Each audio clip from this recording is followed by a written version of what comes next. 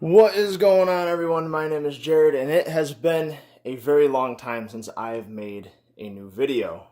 Probably at least a month or two. There's been a lot of stuff going on since then, working a second job, all of that, the holidays, taken into consideration that it has made it extremely difficult to try to find time to make and edit videos. But it's the new year, midway through January already. I don't have a lot to talk about as far as new stuff coming up. We have smartphone season upon us with the next couple months with Samsung to be the first to release new devices. But in the meantime, I have more of a helpful hint for people with the iPhone 10 and 10s, more so the 10s Max and the normal 10s, because it was Apple's first phones that are allowed to do dual SIM. And if you look up in the top, you can see right there, I have two sets of signal bars on my phone. So I have gotten it to work on my 10s with eSIM, which is electronic SIM. Instead of having a physical SIM card that you put into the phone, it is something that you program through the settings. So if we look into the cellular portion, we can see that I have a personal and a business line, and they are both on. Put my thumb there so you don't see the numbers. But it was harder than just using the T-Mobile eSIM app, which is what they recommend that you do.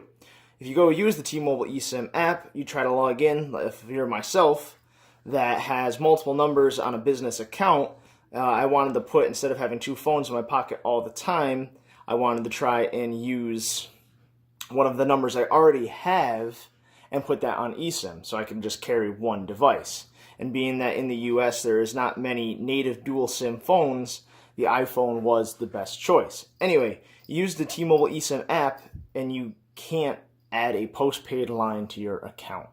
And what does that mean? That means if you're someone who gets a bill every month, who then pays it for the month previous, you cannot add that line through the T-Mobile eSIM. It prompts you to add a new prepaid line, something like you would use if you were visiting the US for a bit or going somewhere and just wanted a throwaway line that you're going to put 50, 60 bucks on and consider it a done deal.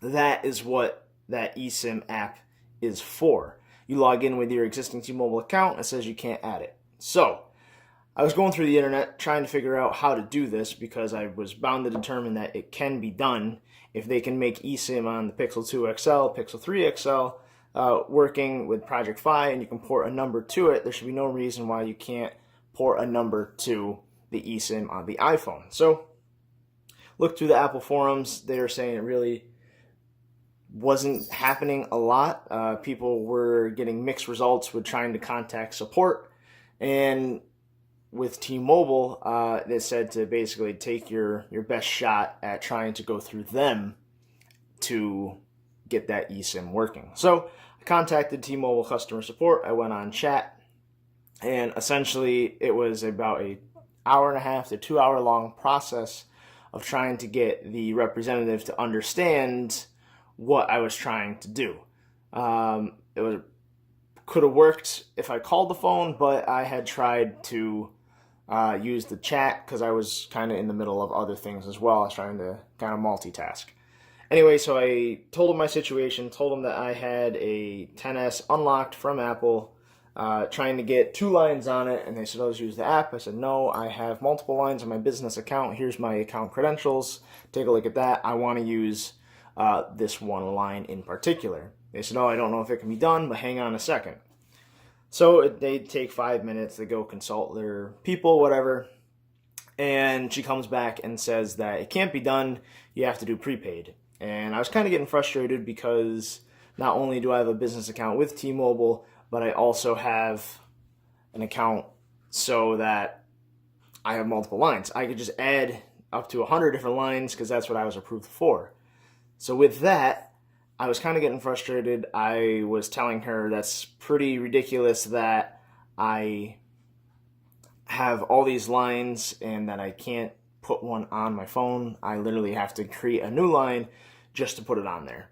And she said, "Well, give me a couple minutes. We will try and figure it out." So long and the short of it is, it took her probably several minutes to about a half an hour to really figure out what was going on with eSIM and what's happening. And then finally, they just needed some information off my phone, the eSIM ID through the settings menu, and then eventually it worked. But this is very unconventional, and obviously they aren't really advertising that they can do this, but it can be done. So if you're someone like me who is looking to simplify themselves and not carry two phones, if you're someone who has a work and a personal line, and you want to kind of use all the US features like voice over LTE, Wi-Fi calling, all that, getting a phone like the OnePlus would obviously be the easier solution because you have two physical SIM slots in your SIM tray, or go through this way with eSIM.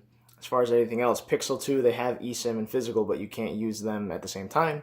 And many of the other phones, at least to my knowledge, the dual SIMs are international, which could pose problems as far as like Samsung's with dual SIM. You can't get Samsung Pay sometimes to work in the US. So there is things around it. Huawei Mate 20 Pro, you have dual SIM, but voice over LTE doesn't work on T-Mobile. Wi-Fi calling doesn't work on T-Mobile. And I actually had a slew of other simple problems that bothered me to the point where I ended up getting rid of that phone.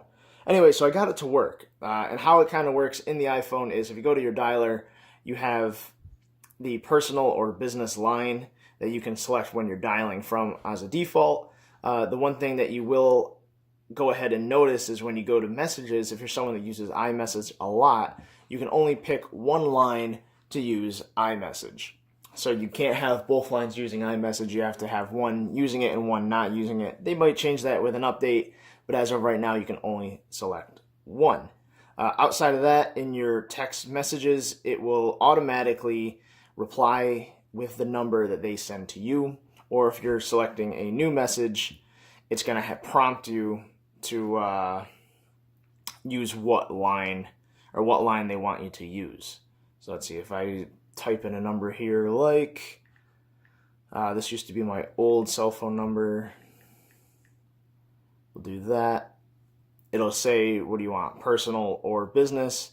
And then you can select what it's going to send as. And as you can see, if I send that with personal, that line must still have iMessage on it. And if I send it with business, it'll switch to text message. So there is that. So you can also set your contacts to use a default line from the beginning. So let's just say this person, for example, preferred line. Right now it's saying default personal. Here I can switch it to last used or whatever the other line is that I want to use. So there's multiple options to kind of keep it simple and straightforward. You will have both visible voicemails in the same inbox. All your messages still go through the Messages app as one, and you still have your normal settings in your carrier as far as data, LTE, Wi-Fi calling, all of that you can still choose on a line-by-line basis. One of the nice things is that you can also have, you can use the data of one SIM while using the calling and texting features of another, so you can kind of mix and match, have them both active at the same time, and you can kind of go from there. You can automatically select networks or have it be select, so like on T-Mobile you can say you want it to use T-Mobile's all the time, or it's gonna hop from carrier to carrier to give you the best service. So you can always adjust that just like you had normal one SIM in your phone, just like you used to. So nothing really has changed there. Outside of that, I haven't really noticed any worse battery life or anything having dual SIMs on at the same time.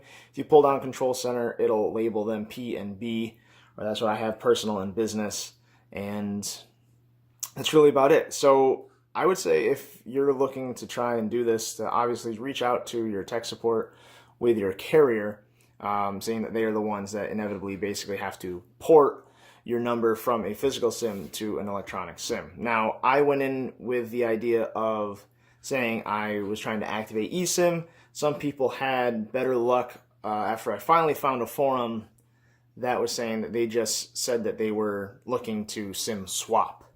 And they just gave him the eSIM ID and went from there, and they had luck with that. So try a couple different times. I mean, if you call and you get one answer, you could try to do text chat and get a different one. But it is something I would certainly recommend doing. Also, both calls and lines come through the Apple Watch as well.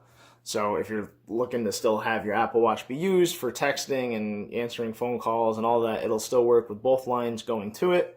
And outside of that, once it was done, it's a pretty easy process. I had to hit activate and my phone was good to go. Wish they made it a little easier. You might see T-Mobile make that easier in the future, but as of right now, that's how you got to do it. So anyway, my name is Jared. It's good to be back, and I will see everyone in the next video.